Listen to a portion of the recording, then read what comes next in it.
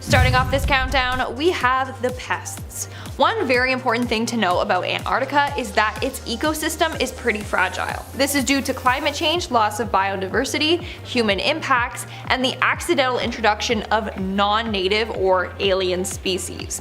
Somehow, we as humans have introduced 121 types of fungi, 72 invertebrates, 8 mammals, and 3 bird species.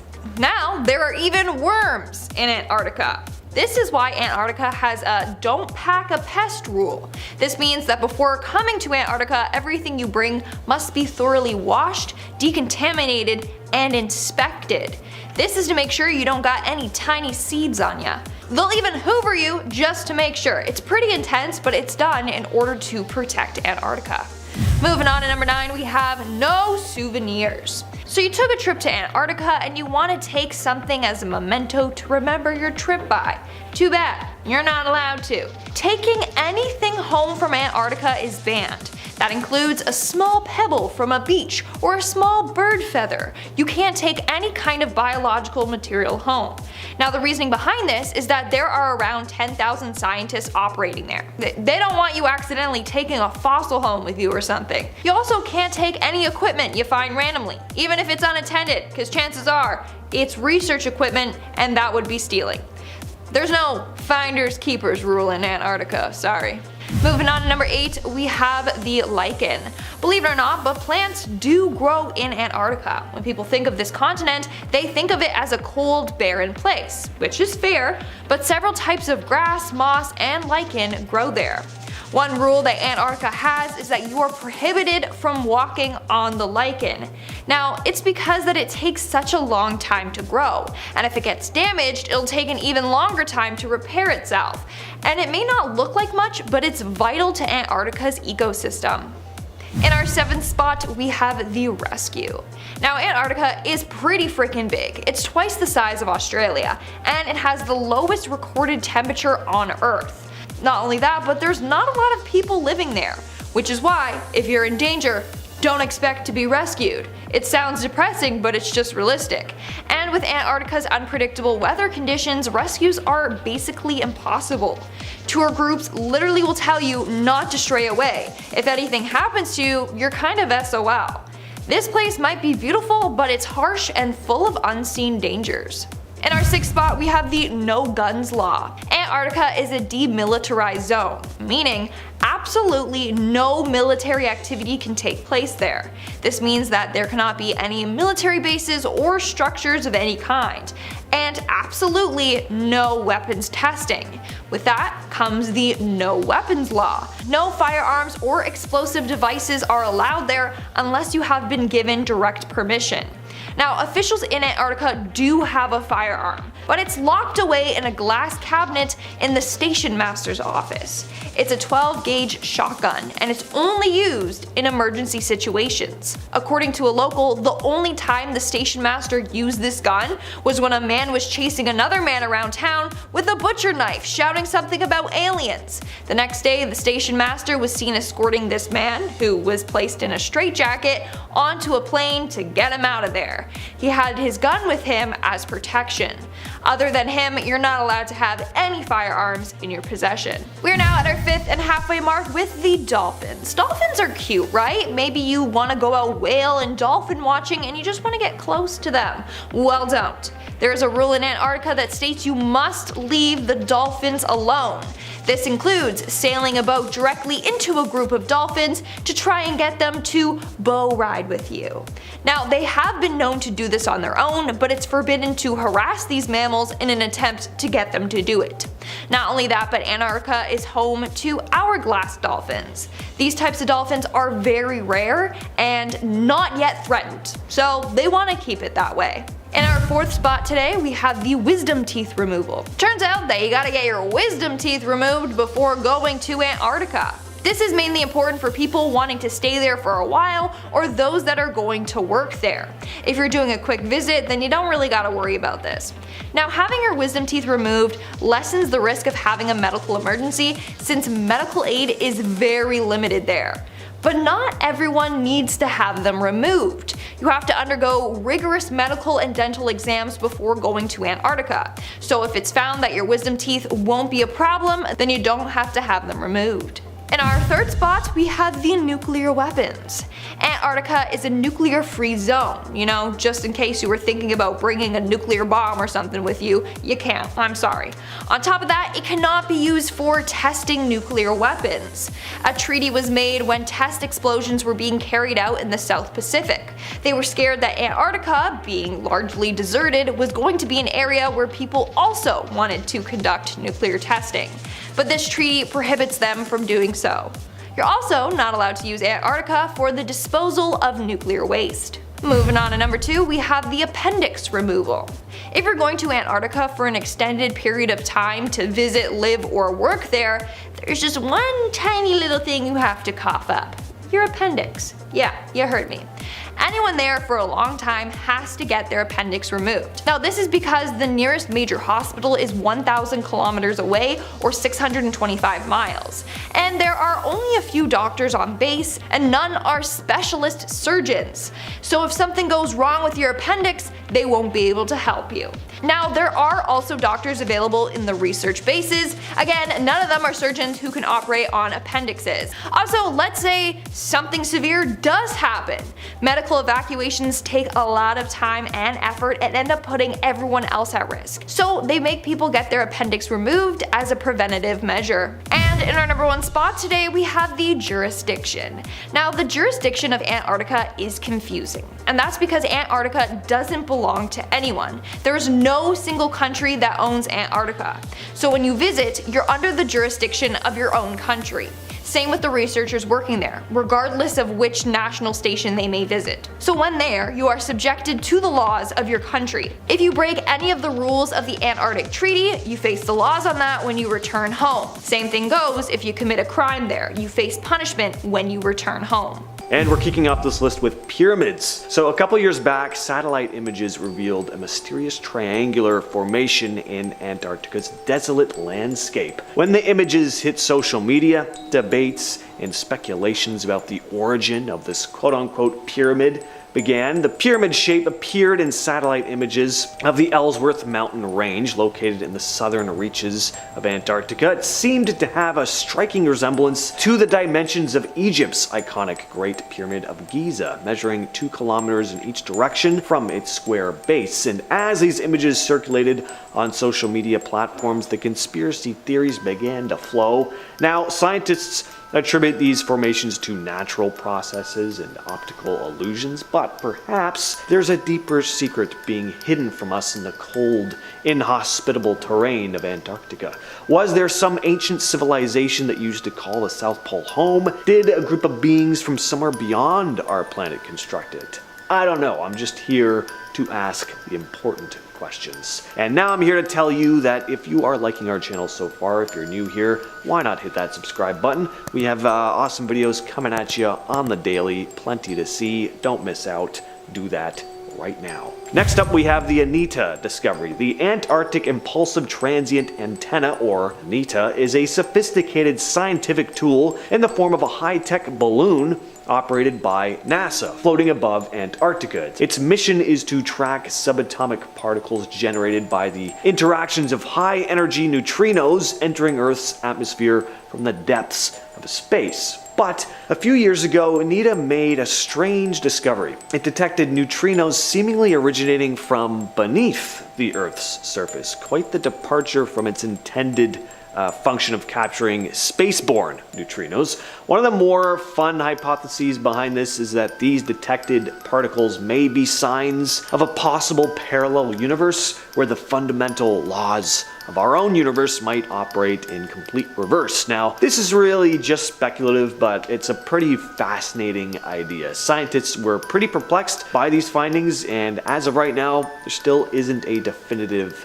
explanation. At number 8, we have the Ross Island haunting. Ross Island is not only home to the McMurdo Station, a hub for scientific research, it also harbors something much darker. It's rumored to be haunted. There was a tragic plane crash on the island in 1979, and this crash claimed the lives of 257 people. Over the years, Visitors to Ross Island have reported unsettling occurrences, describing ghostly footsteps echoing in the icy darkness and mysterious voices that seem to emanate from nowhere. Some claim to have come face to face with full-on apparitions, believing to be the restless spirits of the plane crash victims, wandering the frigid, snow-covered landscape for eternity. The haunting stories surrounding Ross Island have continued to be passed down through generations of Antarctic explorers and researchers. Number 7, the UFO crash landing. In 2018, an ex-Navy SEAL who had worked in the South Pole revealed some intriguing information to an investigative journalist named Linda Moulton Howe about an alien structure he once visited. He wished to remain anonymous as this information was highly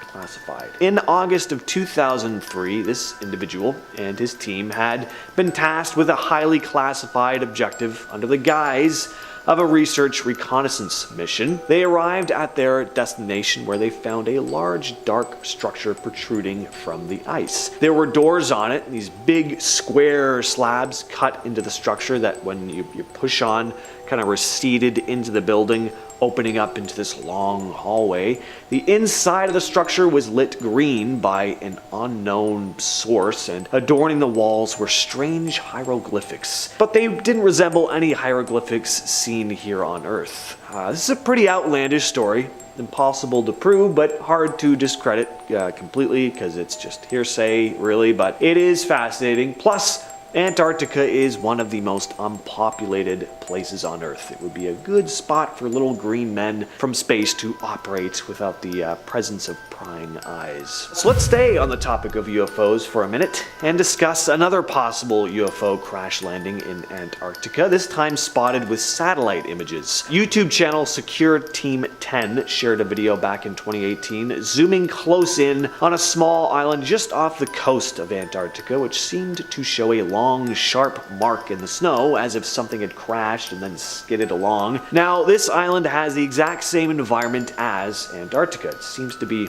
a piece of it that broke off and floated away. So it's inhospitable, totally void of people. So what is this object? The narrator describes it as cigar-shaped, covered by mounds of snow. Whatever the object is, it's also very large, and the trail it left behind is almost 1,000 meters long. The trail behind this mysterious object leads to a mountain, and there's debris that seems to have been pushed out at the base. It looks like as if the object flew down and crashed into the mountain before skidding along the ice where it now sits. Part of me thinks there could have been an avalanche or something on the mountain, and maybe this is just a piece of rock that slid out extra far. I don't know. What do you all think, though? At number 5, we have Scott's Hut. Back to the haunted realm now. In 1911, 25 men led by Sir Robert Scott departed from this hut in Cape Evans on an expedition to the South Pole, an expedition they would never return from. The hut now stands just as it did all those years ago. There are belongings laying around, scientific equipment,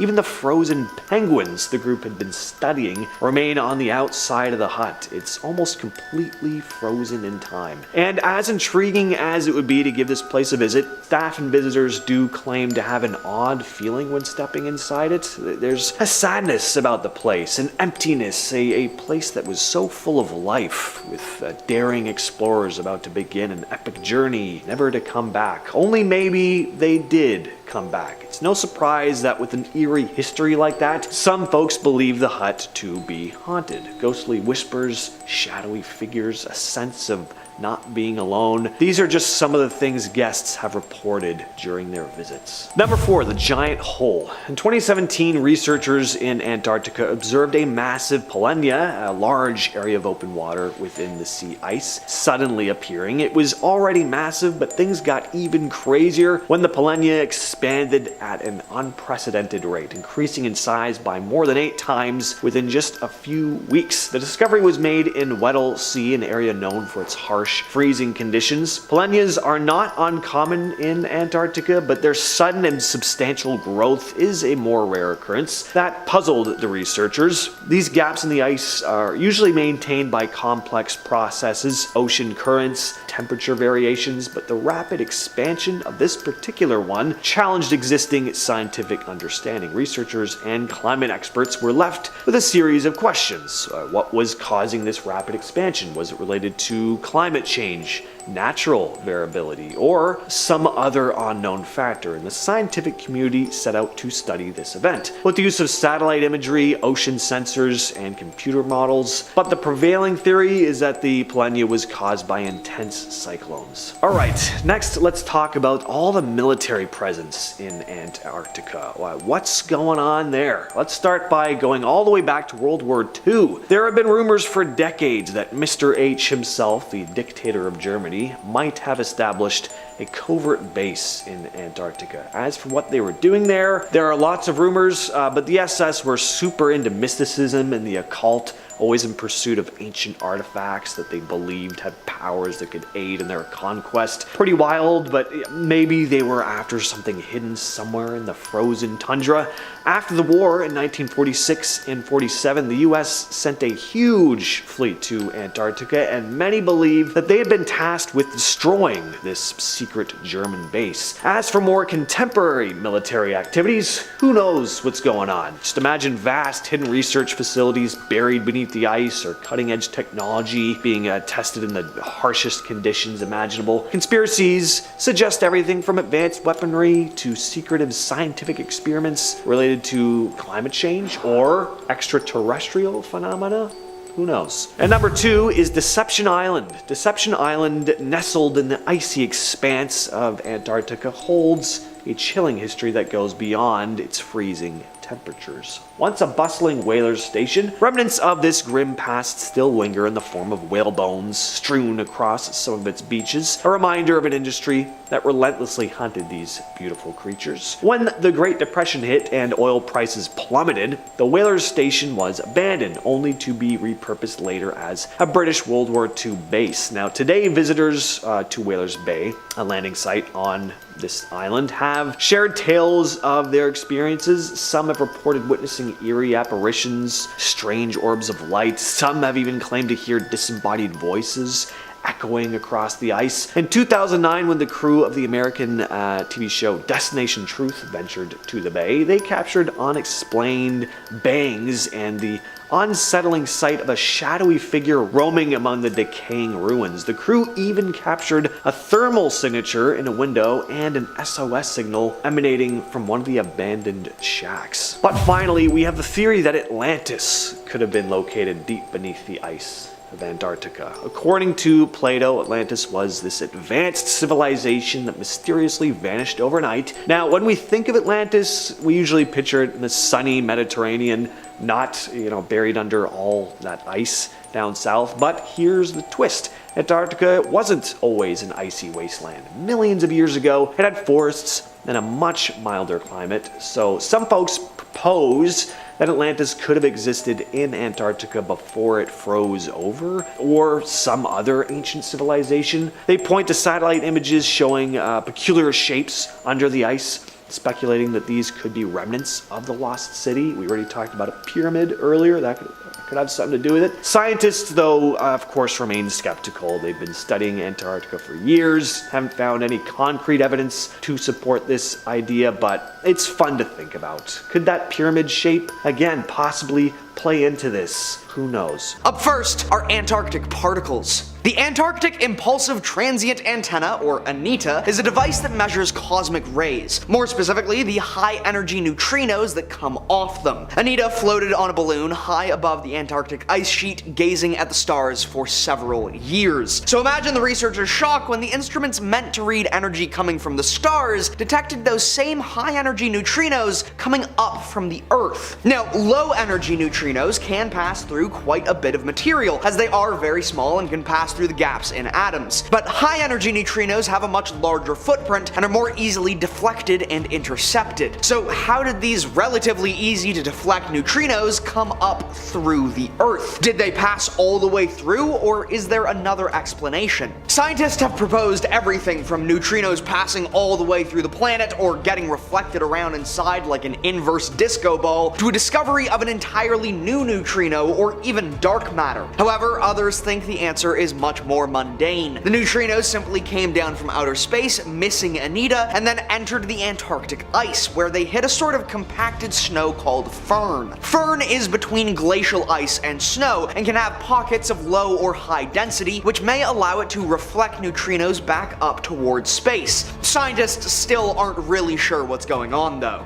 Next is Shackleton's ship. Ernest Shackleton is one of the great explorers of world history, having made his fame off of the rather disastrous attempt to reach the South Pole with his ship Endurance. It wasn't his first trip to Antarctica, and far from his first time in the cold, but this time the ship got stuck in an ice floe. The crew would spend 2 months on the ice before managing to make an equally long journey to rescue, but the ship was swallowed whole by the floe, and then vanished into the cruel Antarctic Sea. You'd be forgiven for thinking the ship had sunk, totally destroyed, and would never be seen again, but you'd be wrong. In the mid-1960s, another ship went searching for the Endurance, tracing her path, and would get to see a once-in-a-lifetime event. The ice floe heaved, split, and spat forth the Endurance, her hull pushed high into the sky before she was sucked back under the ice and vanished for good. In 2022, researchers would successfully discover the wreckage beneath the ice, scanning it through the crust for a 3D rendering. Being stuck beneath dangerous sea ice 3 kilometers under the surface, it is likely Endurance will remain there for the rest of history. Next is the green crab crisis. Green crab are some of the most successful colonizers in the animal kingdom. Rapidly adaptable, small enough to survive anywhere, often in large numbers, and very successful predators, these crabs can take up roots just about anywhere the water is the right temperature for them to live in. So you might think it's a little silly to bring a whole bunch of them and start farming them off the coast of Chile, and now, several years after that decision was made, we know it was a bad idea. Green crab have been swarming up the Pacific coast of the Americas, devastating several ecosystems, but they also taste delicious, so it isn't too bad. It's not like there's nothing that eats crabs along the Pacific coast anyways, but Antarctica is a different story. For now, the waters are too cold for the green crab to push that far south, but if we know anything about the future, it's that the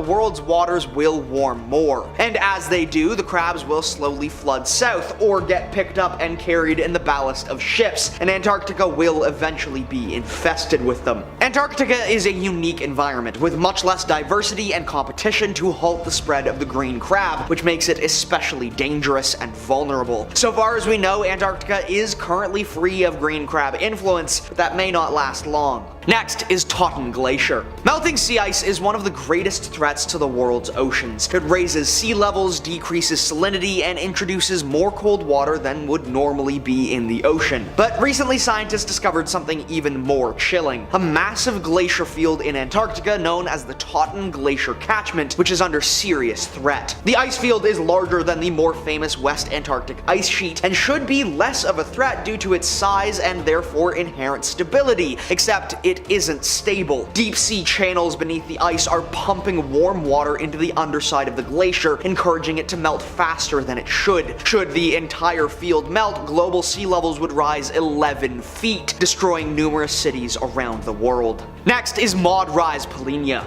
The Antarctic ice sheet may look smooth and pristine from the air, but it is absolutely not. It's filled with small holes and cracks which are known as polynya. Polynya are complex and can occur for a vast variety of reasons, often many of which are deeply interconnected. Maud Rise Polynya is, however, one of the largest and most sudden polynyas ever to appear. It practically appeared overnight, like a sudden gash in the ice sheet larger than the country of Wales. Unlike other polynyas which come and go, however, Maud Rise has not shrunk, resealed, or vanished. It's believed that a strong current, strengthened by unusually warm and salty water, encountered the deep sea mountain of Maud Rise, which then drove this current up its face and into the ice sheet above. This new warm water current is then thought to have pushed the ice apart, opening up this strange and massive gash in the sheet. It's unknown how long the ice will stay this way, but it will likely be for decades if not longer. Then again, with how quickly quickly the world's climate is changing, scientists really can't make any certain predictions. Next is the ice storm.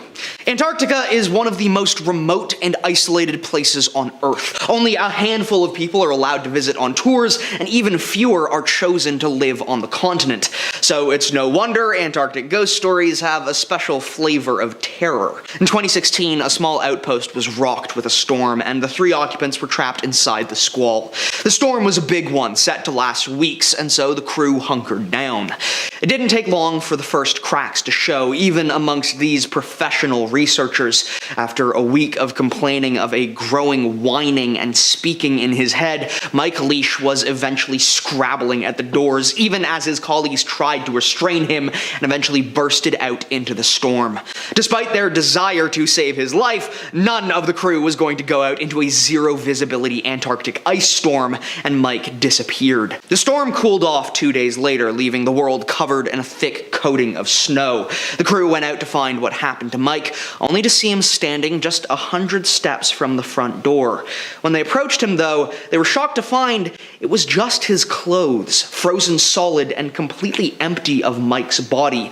Despite a recovery attempt, Mike was not able to be found. It's thought he may have stripped while hypothermic and then been buried under the snowstorm, but why then would his clothes be standing in place? Something strange happened here. And finally is the Wilkes gravity anomaly. A negative gravity anomaly was detected under the ice of Wilkes Land, and it has scientists stumped. It may sound a little sci-fi, but there are actually gravitational anomalies all over the world, and they can help us discover some pretty interesting things. If the Earth were actually a totally smooth, consistent ball, then gravity would be experienced the same all over the planet. But the Earth isn't smooth, and gravity is not consistent. These gravitational anomalies are small shifts away from the predicted ideal gravitational value, and can be used to find dense ore deposits beneath the Earth's surface. Other things can also cause anomalies though, like caves or caverns where the Earth isn't as dense as it hypothetically should be. A positive anomaly means gravity is stronger than expected there, maybe due to a mountain or dense elements underground, while a negative gravitational anomaly means gravity is weaker than expected. This could be for any number of reasons, but usually an unseen void in the Earth is the culprit. In the case of the Wilkes gravity anomaly, scientists still aren't really sure what's causing it. However, the most plausible theory is that of an old meteor crater that was then frozen over by the ice from the Ice Age. Still, no one is really truly sure what is causing this anomaly. In 2017, Antarctica saw a dramatic event when a massive hole, roughly the size of Ireland, appeared in its ice. Known as a polynia, this hole, which stretches across 78,000 square kilometers, is the largest of its kind observed since the 1970s and the first to form in 40 years. Located in the Weddell Sea of the Southern Ocean, this giant opening was created by warmer, saltier water from deeper ocean layers rising up and melting the ice above. As this warm water encounters the colder surface water, it cools and sinks only to be reheated and pushed back to the surface in a continuous cycle. While scientists are still puzzling over the exact reasons behind the formation of these giant holes, some suggest they might be used by marine mammals for breathing. Researchers are actively studying these intriguing holes to better understand their formation and impact on the Antarctic environment. In Antarctica's fossil-rich regions, scientists have uncovered remarkably well-preserved remains of ancient forests that date back around 120 million years. These forests thrived when Antarctica was part of the supercontinent Gondwana, a far cry from the icy desert it is today. Some imaginative theories suggest these fossilized forests might be remnants of an ancient lost civilization. While these ideas definitely capture the imagination, the current scientific consensus is that these fossils are valuable clues about Antarctica's warmer, greener past when it was home to lush vegetation and diverse ecosystems. Beneath the thick ice sheets of Antarctica lies a hidden marvel, the Gamburtsev Mountains. Stretching over 1,200 kilometers and rising up to 3,000 meters, about a third of the height of Mount Everest, these mountains remain largely concealed under a 2,000 to 4,000 kilometer thick ice layer. Discovered in 1958 by Russian scientists who noticed unusual gravity fluctuations while traveling across Antarctica, these mountains are named after Soviet geophysicist Grigory A. Gamburtsev. Despite never having directly observed these mountains, scientists use radar, gravity, and magnetic readings to study them and uncover their secrets. The Gamburtsevs have long puzzled researchers due to their age, estimated at around 1 billion years, as they should have eroded away over such a long period of time. One prevailing theory suggests that a frozen mantle may be shielding these ancient peaks from the relentless forces of erosion, preserving their grandeur beneath the ice. Antarctica is of course known for its harsh and freezing conditions, and because of this, it is home to some remarkable microorganisms, including a unique species of fungi that thrives in this icy environment. Unlike the fungi you might find in warm, forested areas, these Antarctic fungi have adapted to survive the extreme cold by feeding on the old wooden huts left behind by early explorers. Another intriguing type of fungi in Antarctica has been discovered living off of the petroleum leaks from abandoned fuel containers. This type of fungi is particularly interesting because scientists are exploring its potential for cleaning up larger oil spills around the world. By studying these resilient fungi, researchers hope to harness their capabilities for environmental cleanup and gain insights into how life can adapt to the most extreme conditions on Earth. You might have heard whispers online about mysterious pyramids hidden beneath Antarctica's icy surface. Some theories suggest that these could be ancient structures built by aliens, lost civilizations, or even long-lost explorers. However, before you start picturing an Antarctic version of Egypt's Great Pyramid of Giza, let's set the record straight. There is no evidence supporting the existence of man-made pyramids in Antarctica. What some interpret as pyramids are actually natural mountain formations. In 2016, satellite images highlighted a particularly striking peak in the Ellsworth Mountains, which sparked headlines and speculation, but experts confirm that these so-called pyramids are simply just impressive examples of glacial horns, shaped by natural geological processes over a millennia. While the name pyramid does appear in several official Antarctic mountain names, these are just descriptive of their shapes and not evidence of hidden ancient architecture. In early 2017, a satellite image of Antarctica sparked a flurry of excitement and speculation online when it appeared to show what some claimed was a giant staircase. Posted on a conspiracy theory forum where all the craziest information is, the image led to wild theories suggesting it could be an alien landing site. While some jumped to extraterrestrial conclusions, others proposed more plausible explanations, such as a glitch in the camera or snow formations. Despite the buzz, skeptics pointed out that the image lacked specific coordinates and could be a natural anomaly like snow dunes or ridges. Researchers and experts generally attribute such formations to natural processes rather than mysterious or alien origins, but the image certainly added another intriguing layer to the many conspiracy theories surrounding Antarctica. For this one, instead of just taking a look at this strange structure, we are climbing it.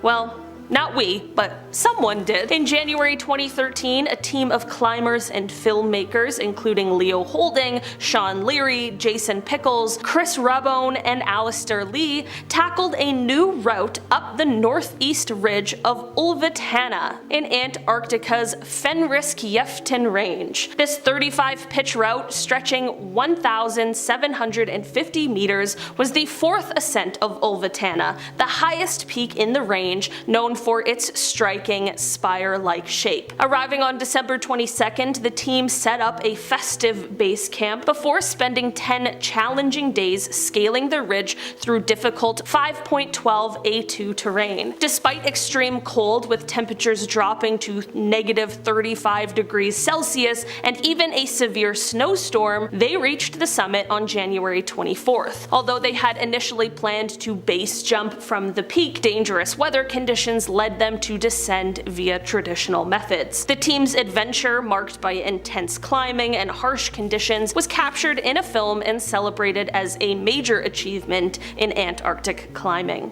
The Hollow Earth theory is like something straight out of a sci-fi adventure, suggesting that beneath Antarctica's icy crust lies a gateway to a colossal, hollow world.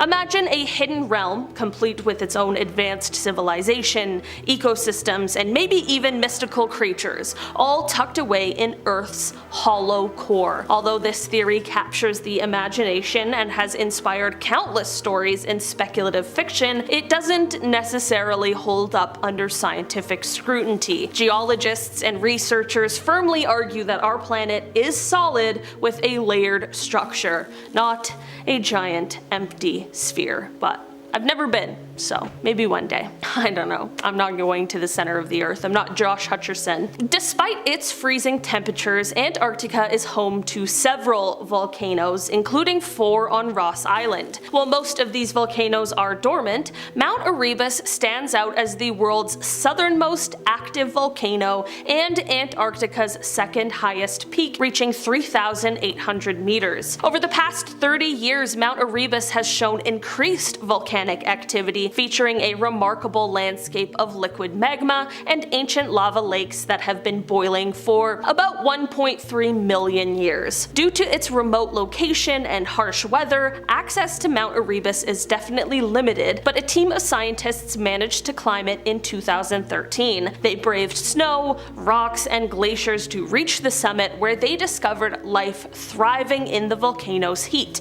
including microorganisms living in ice caves and soil. These extreme conditions make these organisms some of the most unique and resilient in the entire world. Beneath Antarctica's thick ice sheet lies Lake Vostok, an enormous subglacial lake that remains hidden from view and has intrigued scientists for years. This vast lake, which is roughly the size of Lake Ontario, sits under miles of ice and is home to unique microbial life that thrives in extreme conditions. Because Lake Vostok has been isolated from the rest of the world for millions of years, its environment has led to some fascinating theories. Scientists speculate that the lake could harbor hidden ecosystems or even unknown forms of life adapted to its extreme conditions. The discovery of these extremophiles, microorganisms that survive in such harsh environments, fuels excitement and curiosity, hinting at the possibility of life forms that could exist in other extreme environments, possibly even ones beyond our own planet. Starting us off at number 10, we have Deception Island. In 1906, a Norwegian-Chilean whaling company started using Whalers Bay as a base for their factory ship. Other operations followed closely behind them, and then the next thing you know, a boomtown was born. But then, by just 1931, after a sweeping decline in the market for whale oil due to the Great Depression, the island was abandoned. Since then, it has quite literally become a ghost town, with visitors reporting seeing strange orbs of light coming from the abandoned huts, seeing apparitions of people walking around, and even hearing disembodied voices. So while the South Pole remains a harsh land with no official permanent population, it seems that ghosts who are unaffected by what makes the South Pole so difficult to endure have settled in and haunt all those who try to enter their domain. Next up at number 9,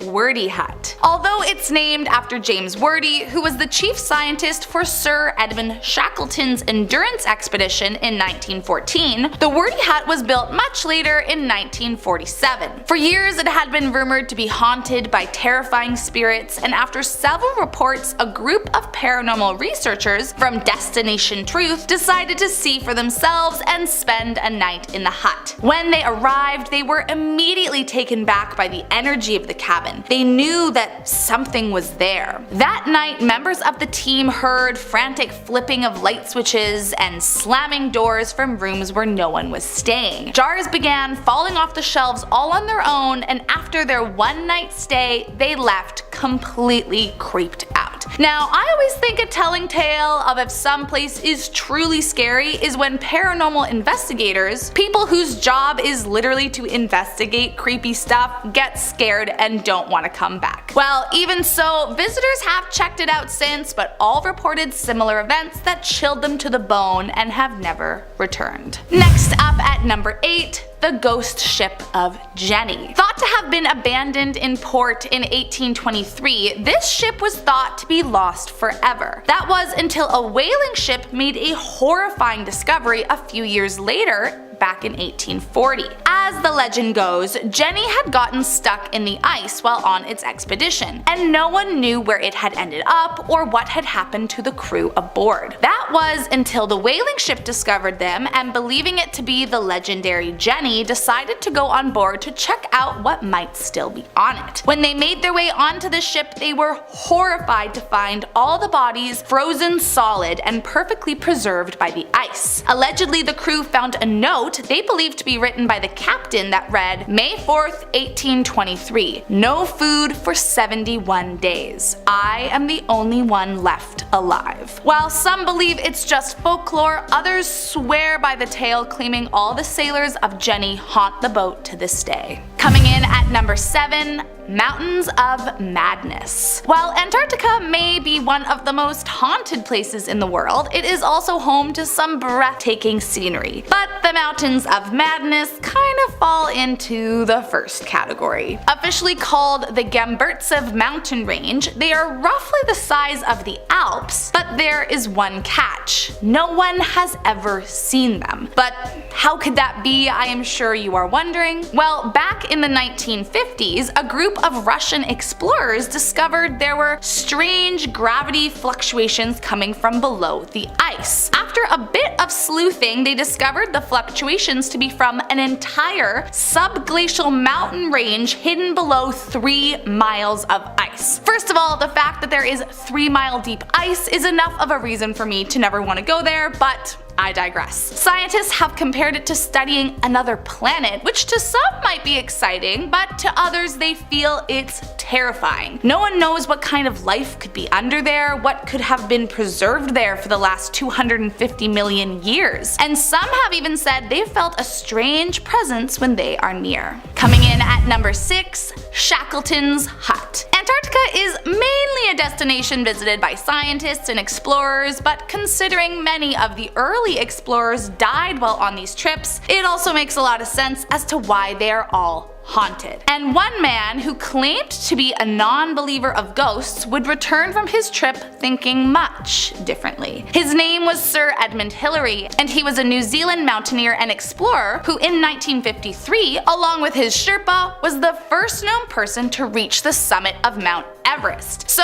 after conquering the mountain, he was looking for another adventure and sought out the South Pole 5 years later. When he arrived, he stayed in Sir Ernest Shackleton's abandoned hut from his famous endurance expedition. And when he was there, he claims to have seen Shackleton's ghost walk towards him and welcome him to the hut before vanishing right in front of his eyes. Ever since, it's been known as a paranormal hotspot, and many who visit leave terrified by what they see. Next up at number 5, Scott's Hut. During the early 1900s, there was a huge race to be the first country to reach the South Pole. Then in 1911, explorer Robert Falcon Scott and his team set out on a mission against Norway, later called the Terra Nova expedition, to do just that. While many explorers, Scott included, had explored Antarctica, none had managed to reach the pole, and so the race was on. A hut was was pre-constructed in Britain that was brought over as a base camp for the crew, and they set up near the Great Ice Barrier. Eventually, it was decided some of the men would stay behind with supplies and shelter, and the rest of the team would venture out further. But sadly, their mission was ultimately a bust, as by the time they reached the pole, the Norwegian flag had already been planted. So the men turned around to head back, but sadly due to frostbite, starvation, and disease, the men died off one by one and never made their return. Those that have visited the hut today claim to hear strange voices and footsteps all around the cabin. Apparently, the minute you walk in, you feel as though you're being watched, and some even swear they've seen the ghosts of Scott and his men lurk inside. Next up at number 4, Ross Island. Home to one of the most recognized research stations across the continent, it's also the site of a devastating plane crash that left the island drowning in lost spirits. Back in 1977, New Zealand began operating sightseeing trips via plane over Antarctica. But in 1979, a true disaster would strike. Though exactly what happened is unknown, somehow the computer directing the flight got rerouted, and instead of taking its usual trip, it ended up flying dangerously close to a nearby mountain. All of a sudden, in the blink of an eye, the plane crashed, instantly killing all 257 passengers and crew members on board. Today, those that visit the island claim to hear unsettling voices in the darkness, as well as strange ghostly footsteps. Some say they have even seen what they believe to be the flight victims wandering around the frigid landscape, eerily moaning and crying at night. So while there may be some beautiful places to visit, you might want to steer clear of this haunted island altogether.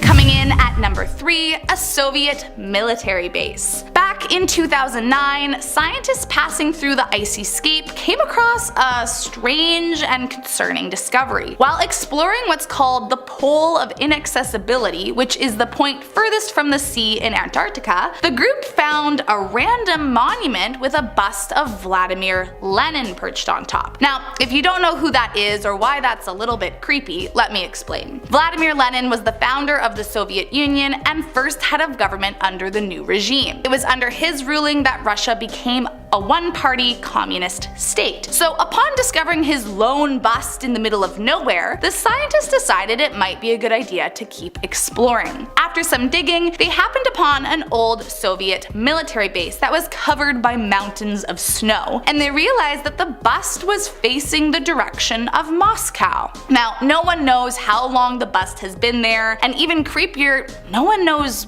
why it's there. But many suspect that it might be the place where Lenin was buried back in 1924, and it's thought that his ghost may still haunt the area to this day. Coming in at number 2, Mount Erebus. Mount Erebus is the southernmost volcano on Earth, and it's still very much active. Some like to refer to it as the place where fire meets ice, as while inside the mountain it's swirling with molten hot magma, the outside remains frozen solid and is surrounded by ice caves. And while that might sound super cool, it is also the site of the infamous Ross Island plane crash that I already spoke about, and so it's littered with ghosts seeking revenge for having their lives taken too soon. And while many of the spirits are known to roam around the entire island, frightening visitors at every chance, some of the spirits are stuck in the place that took their lives. Some say that if you walk past the mountain, you can still hear the screams of the victims who lost their lives to the crash. And last up, in our number 1 spot, we have the Drake Passage. The Drake Passage may just be the most well-known part of all of Antarctica, but probably not for a good reason. Widely considered the most powerful convergence of seas, the Drake Passage is the point where the Atlantic and the Pacific Ocean converge with the southern seas, and it is notorious for its treacherous waters. It's a great feat for anyone to even dare to cross it, and it's estimated over the years that more than 1,000 people have died attempting to pass through its terrifying and turbulent waves. Many believe that all who have lost their lives to the passage remain, haunting the waters to warn those that attempt the feat to turn back. Or maybe they're trying to bring you into their realm with them. Either way, it's best to stay far, far, far away, because even if the ghosts don't get you, the waves almost certainly will. Alright, first things first, what is the Piri-Reis map? Well, it's a world map drawn on gazelle skin, written in 1513, that really shouldn't exist. Why? Well, because it depicts recently discovered places and even undiscovered places with a surprising amount of accuracy, which is of course virtually impossible, but somehow it's possible. I mean, clearly it's possible, the thing exists, doesn't it? But like how?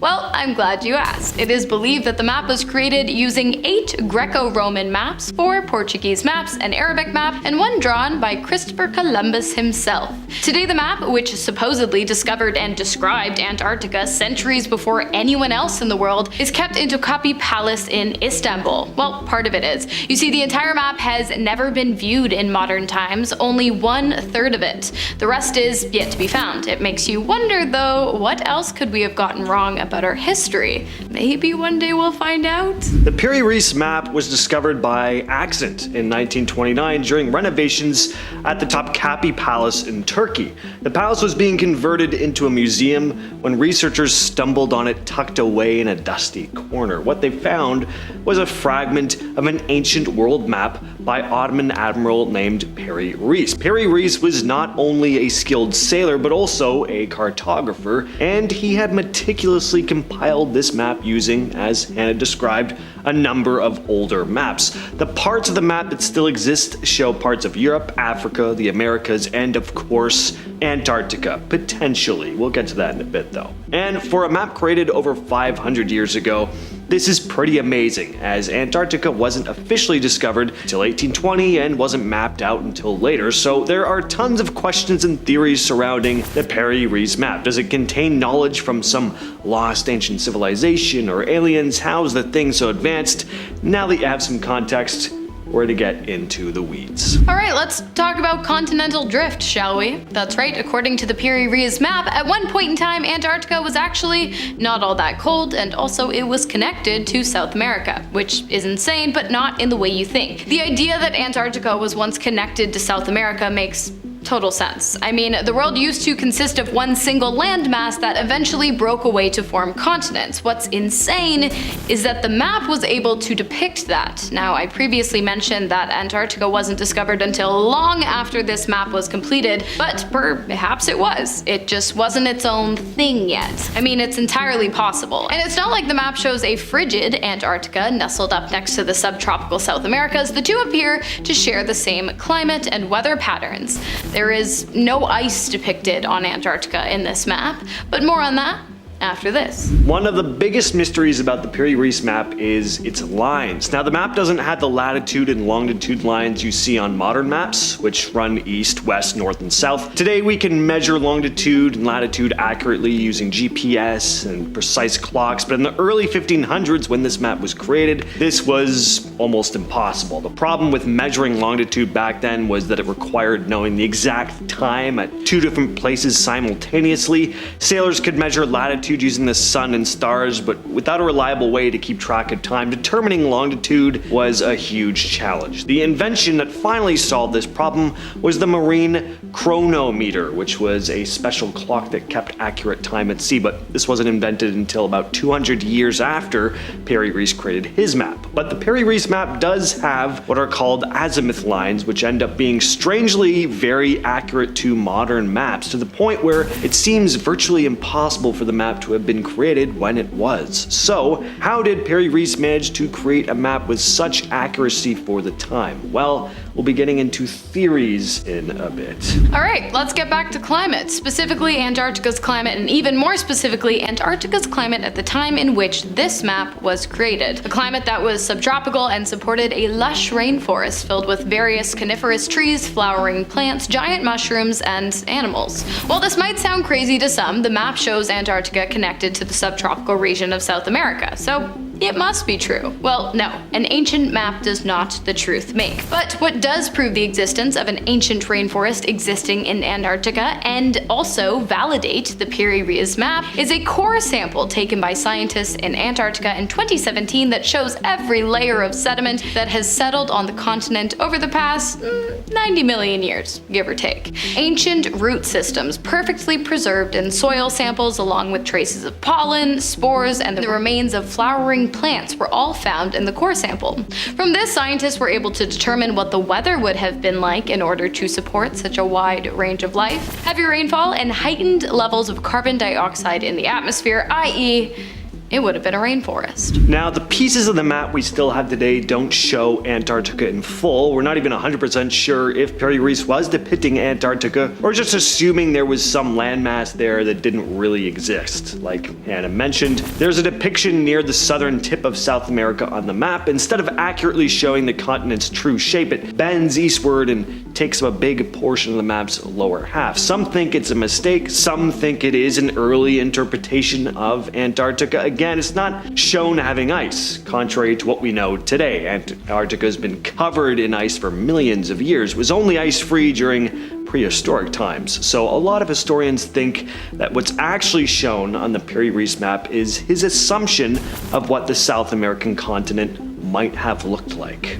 Alright, hear me out for a sec, because there are some theories surrounding how the hell some random man named Piri-Reis was able to map the world so accurately in the year 1513 with no aerial views or GPS devices. And of course, one of those theories is aliens, or some kind of advanced ancient civilization that far surpassed the abilities of humans in ancient times and possibly the ability of humans today. Who knows? As I said, the Piri-Reis map was discovered in 1929 in the early 20th century, and it is believed to date back to the 16th century, circa 1513. Not only would it have been incredibly difficult to have mapped out Antarctica, an undiscovered continent, back in the 16th century, it was also incredibly hard to do it in 1929 as well.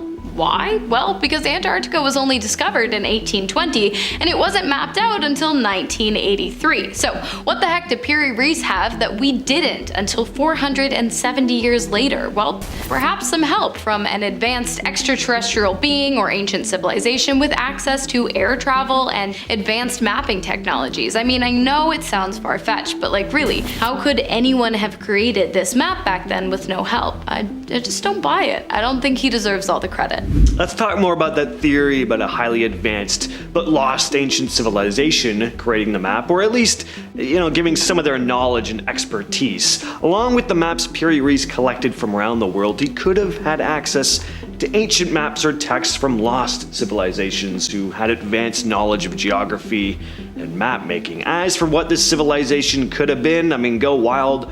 Obviously, though, Atlantis gets theorized about the most. This could explain why large chunks of the map are missing, or why so much of the information in it predates stuff we only thought became common knowledge many, many years later. Who knows, it may have all gone down with Atlantis. It's a fun idea. Another interesting thing about the Piri-Reis map is that it's possible that some of it was written in code, and therefore there is some of it that we might not understand or may have possibly misinterpreted, meaning there may still be secrets hidden within the map waiting to be uncovered. Only problem is, as I said, only 1/3 of the map has been found to date. So while it is entirely possible that the world comes together and pieces the entire thing back together, with the location of each piece possibly being a clue to cracking the hidden code drawn out on the ancient hide, it's also entirely possible that the secrets of Piri-Reis's world map, the second world map, are unfortunately lost to the world forever. Either that or there's actually just no code and no secrets and the whole thing is just some boring, incredibly accurate, super advanced anomaly, but where's the fun in that? And, in terms of codes and stuff, there could be another aspect to this, a more symbolic interpretation here. Some hidden meanings to the map other than just geography. Some experts and enthusiasts of the map think that there could be areas drawn or named that might carry meanings more rooted in ancient beliefs or cultural ideas. For example, ancient cities or mythical creatures that are depicted on the map could have represented political power at the time, religious significance, or even navigational clues that were only understood by sailors of that time. The symbols and intricate details on the map has led to some speculation that it might have been more than just a practical tool for navigation. It could have been more of a canvas for expressing knowledge about the world that went beyond what was known publicly. Some even wonder if it might have encoded secrets or esoteric knowledge known to only select groups or societies back then. Who knows?